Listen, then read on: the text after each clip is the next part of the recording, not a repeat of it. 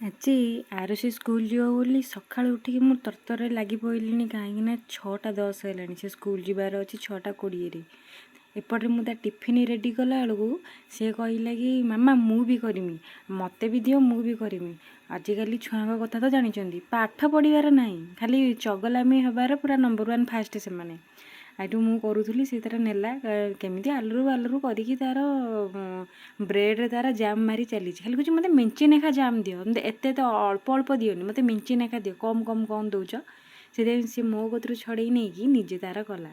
ଦେଖନ୍ତୁ ତାର ପୁରା ଦୁଇ ପଟ ଆଙ୍କେ ତାର ପୁରା ବସିକି ମନ ଧ୍ୟାନ ଦେଇକି ତାର କରୁଛି। ତାକୁ କହୁଛି ସେତିକି ଥାଉ, ଏତେ ଘଷନି, ରାଗି ଯାଉଛି ମୋ ଉପରେ।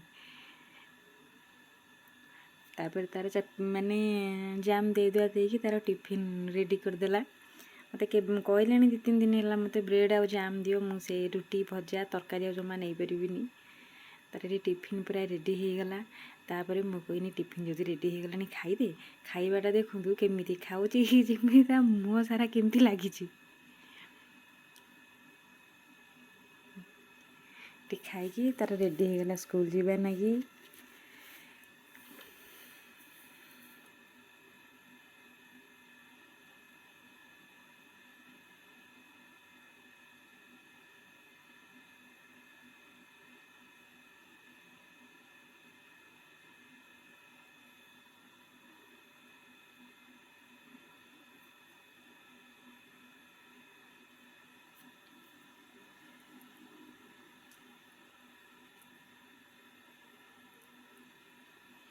ଛୁଆ ତାଙ୍କର ସ୍କୁଲ ଗଲେ। ଏବେ ଯେଉଁ ଅଟକିକି ଯେଉଁ ଅଧା କାମ ଆମର ଅଛି, ଆମେ ସବୁ ଘରେ ଆସିକି ସେସବୁ କାମ ସବୁ ଫିନିସ୍ କରିବା।